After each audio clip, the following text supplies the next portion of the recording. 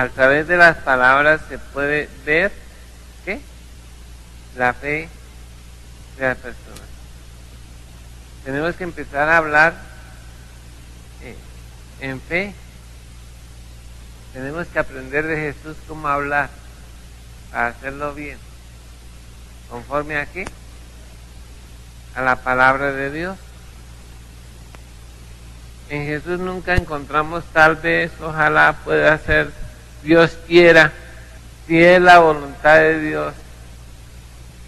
Aunque cuando se dice que la voluntad de Dios es porque ya se conoce. ¿Cuál es la voluntad de Dios? Que hagamos el bien, que seamos agradecidos y que todos sean. Esa es la voluntad de Dios, específicamente esas 4 cosas, no hay otra cosa. Entonces, por eso es que no dice, si es la voluntad de Dios, vamos a ir mañana. No se puede decir así, porque eso no tiene que ver con, pero sí podemos decir, mañana con la ayuda de Dios, vamos a hacer tal cosa. Entonces, es muy importante aprender a qué, a hablar y a imitar a Jesús por la manera de qué, de hablar. También decíamos que la fe en el obrar de Jesús, ¿recuerdan qué ejemplos? También tenemos que aprender, cuando le dijo, ve al mar, echa el anzuelo, y el primer pez que saques, ábrale la boca y encontrarás un estratero, págalo por ti y por mí. Para hablar así se necesita ¿qué? Y de hecho al mandarle a Pedro es porque es la seguridad de que eso va a ser así. También le dijo al hombre, sigue a un hombre que lleva un cántaro y ahí prepararme la cena. Y cuando igual los discípulos llegaron y vieron al hombre, no era normal y generalmente no era los hombres los que cargaban los cántaros, eran las mujeres las que cargaban los cántaros. Pero en esta ocasión era un hombre que llevaba un cántaro. Seguirle y ahí donde él entre, ahí preparármela.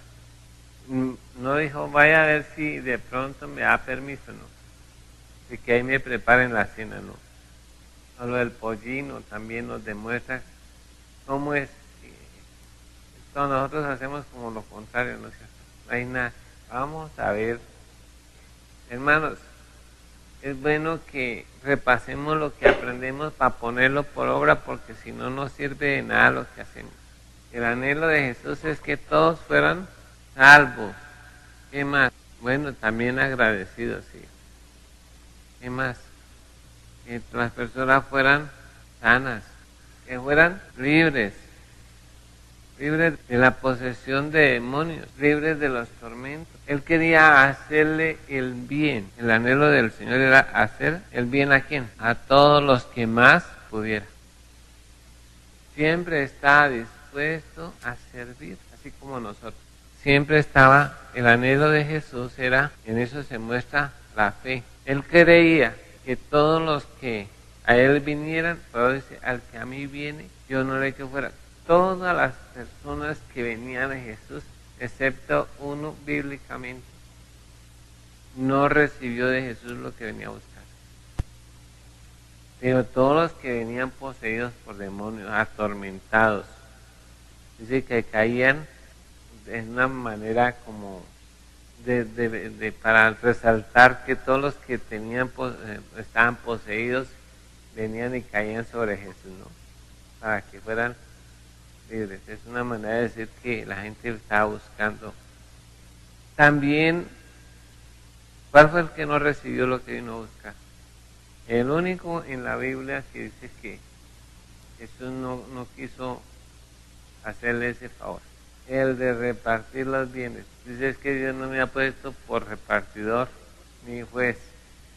Pero los demás que vinieron por cualquier otra necesidad, Él estaba dispuesto, porque Él era el anhelo del Señor o de Jesús era darles a la gente, hacer el bien y darles lo mejor. Pero para eso ahí se ve la ¿qué? La fe, el compromiso. Si Jesús no tuviera compromiso con la gente para hacer el bien, no lo hubiera hecho. ¿Qué más decíamos acerca de la fe de Jesús?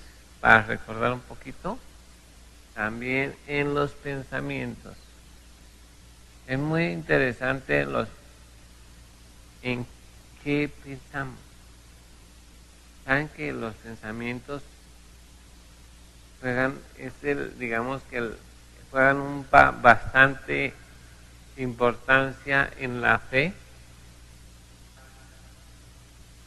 La necesidad de tener buenos pensamientos, no malos pensamientos. El ocupar la mente con pensamientos es bastante, pero ese no es el que estoy buscando. Y de Jesús son más altos. Ojalá nosotros también tuviéramos esa clase de pensamientos llenos de fe. El pensamiento de Jesús no era simplemente salvarnos, no era simplemente evitar que fuésemos al infierno. Eso sería como cuando un muchacho está en el colegio y la calificación es de 1 a 5 y pasa 3 raspando y no se esfuerza por hacer nada más sino pasar con 3, con aceptables, que es en letras. No, Jesús no estaba buscando ser un aceptable y darnos una salvación aceptable, era una salvación excelente. Los pensamientos de Jesús era ganar lo mejor para nosotros, no solamente la salvación. ¿Entre qué cosas pensó ganar Jesús para nosotros? La sanidad, ¿cómo la ganó? Por medio de una llaga. No que se hizo, sino que hicieron de él una llaga, ¿no? ¿Qué más podemos decir? Ricos en qué? Plata o material o bienes. ¿Y eso cómo lo ganó? Haciéndose el pobre, sino era que era pobre. No haciéndose el pobre. Porque es que una cosa es hacerse el pobre y otra cosa es ser pobre. Y llevando el bulto. Siendo pobre. ¿Cuántos años fue pobre? Toda la vida. Pues es que Jesús nunca tuvo una casa propia. Aunque hoy distorsiona la verdad, ¿no?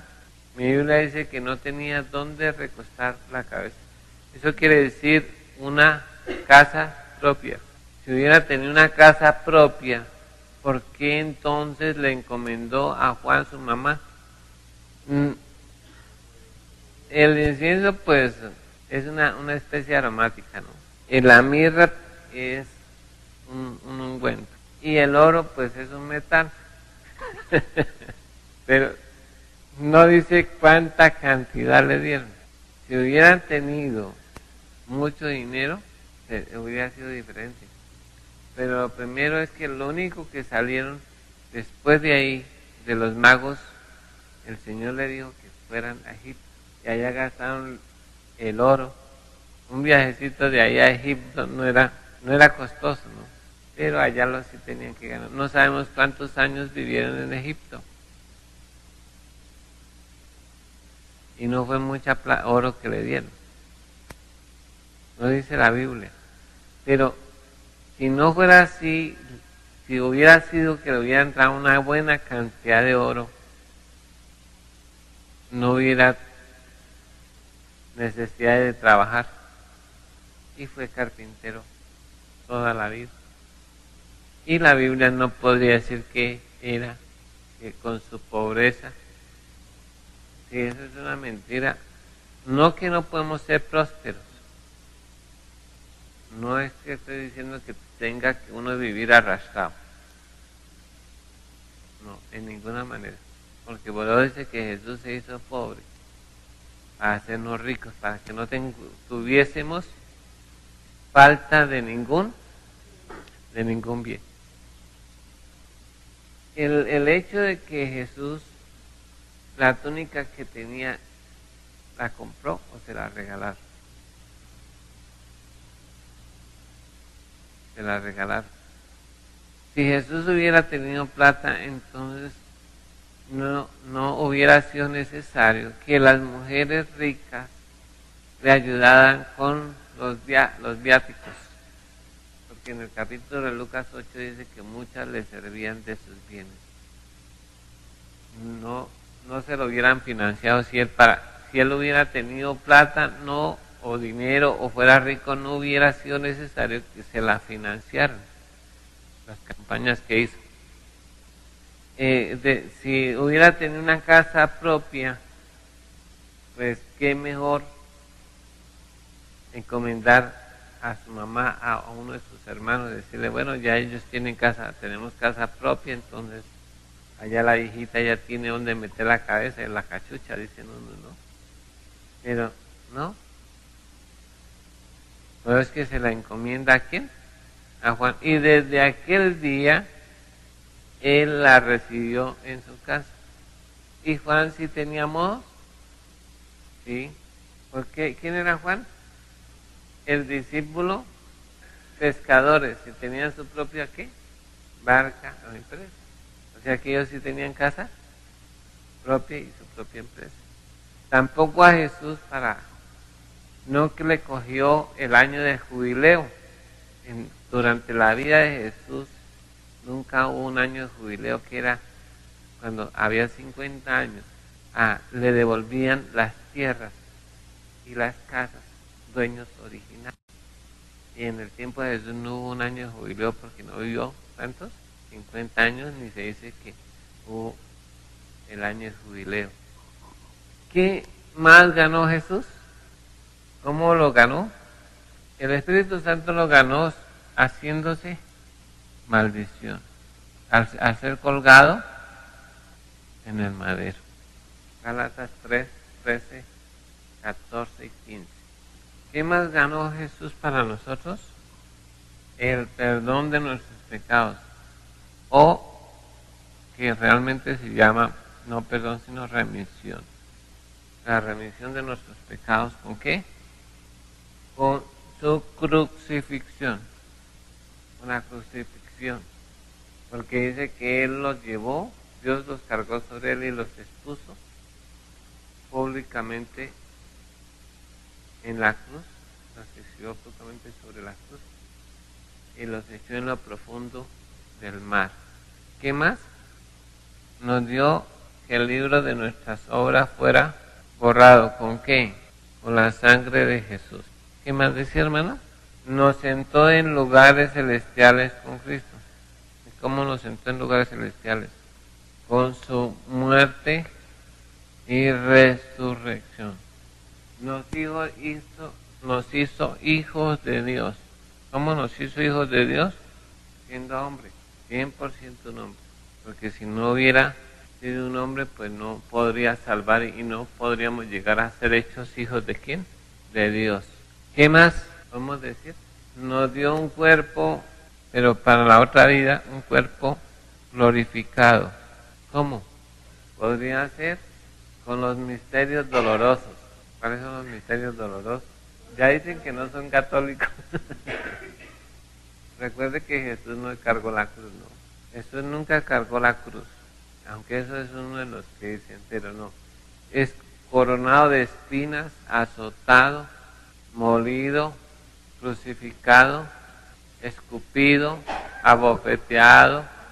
Le dieron, dicen por ahí en otro, le dieron mojicones, o sea, cachetadas, látigo, todo eso. Por todo lo que sufrió en su cuerpo el último día que estuvo aquí en la tierra, la muerte espiritual, lo que ganó con la muerte espiritual es que nos reconcilió con Dios. La muerte con el estadía de Jesús en el Hades salvó nuestra alma de la condenación del infierno. O sea que cada cosa tiene una razón de ser. Por eso es que lo podemos ¿qué? Recibir, porque Jesús ya lo ganó. ¿Cómo ganó el vestido para nosotros? Cuando le desnudaron sus vestidos y lo crucificaron desnudo. Él ganó un vestido. Cuando las personas resucitan, ya no resucitan desnudas sino vestidas. ¿Sí sabían? ¿Usted le caso, pastor? Es que hay dos cosas que es muy importante entender. Su cruz y la cruz. Este es un objeto y este es su sufrimiento. 3 veces en los 3 evangelios diferentes a Juan habla de la cruz. Y solo Juan dice su cruz y habla de su sufrimiento. También dice, niéguese a sí mismo, tome su cruz y sígame. No la cruz, que es Esta sería la de madera y este es el sufrimiento. Por eso es que Jesús nunca cargó la cruz. Aquí, ¿quién la cargó? Simón de Cirene. ¿Padre de quién? De Rufo y quién? Del tocayo de Alejandro. Rufo y Alejandro. ¿Está claro? Volvemos a nuestra clase sobre los pensamientos. Decía que los pensamientos es muy importante. La mente o donde llegan los pensamientos es un centro. Es como una oficina de recepción. Ahí llegan todos los pensamientos. ¿De dónde vienen los pensamientos? Sí, algunos vienen del corazón, que son los propios. ¿De qué más? De Dios y el enemigo. Esas son las tres fuentes de donde llegan los pensamientos. Y de pronto también las personas, ¿no? Pero las personas pueden ser utilizadas por el enemigo. Pero ahí es donde se vibra la batalla en la mente. Siempre la batalla de la fe, ¿no? No la guerra de la fe, sino la batalla. Ahí es donde se decide todo. Cuando llegan los pensamientos, ¿cómo se puede reconocer un pensamiento de Dios? Porque siempre se ciñe a la palabra. Y los del enemigo van en contra de la palabra. Y los nuestros de acuerdo a la circunstancia, al momento. Aquí es donde, si yo decido, si bajo la información como la secretaria del gerente, entonces llegan todos los papeles, llegan aquí a la oficina y de recepción. Y entonces ella decide si pasa a la oficina del jefe o lo retiene ahí. Ella clasifica, ¿cierto? ¿Qué es lo que realmente es importante para el jefe y qué no es tan importante? Si él deja entrar a las personas o no. Pero siempre, la mente es eso. La mente es como la secretaria del corazón. Si la información pasa al corazón y la información viene de parte del enemigo, la fe se murió. ¿Sí me va a entender? Si es de parte de Dios, no es de aquí, sino que ya está aquí también. Entonces, tal vez no haya un versículo, pero la práctica sí. Por ejemplo, un día yo iba caminando por la selva, iba como distraído. De pronto está una serpiente como de 1,5 metros, venenosa, que llaman riesgas. Ella se coge la cola, se amarra un tronco en la cola y hace así, se estira como un cauce y vuelve a quedar en posición. Cuando yo la vi, que estaba como tal vez a 60 centímetros, ya casi le iba a poner. Entonces, en ese momento, mis pensamientos, dijo Israel, hasta aquí llegó. Pero el Espíritu Santo, a través de la palabra, me recordó un versículo que yo nunca me había aprendido, pero que sí lo había leído, y que dice: yo te he puesto a señorear sobre todo lo que he creado, sobre las aves que se mueven en el aire, los peces en el mar, y todo lo que se mueve y se arrastra sobre el mar. Cuando esa palabra llegó a mí, la recordé por el Espíritu Santo. Yo le dije a la serpiente: en el nombre de Jesús, aparte. La serpiente, claro,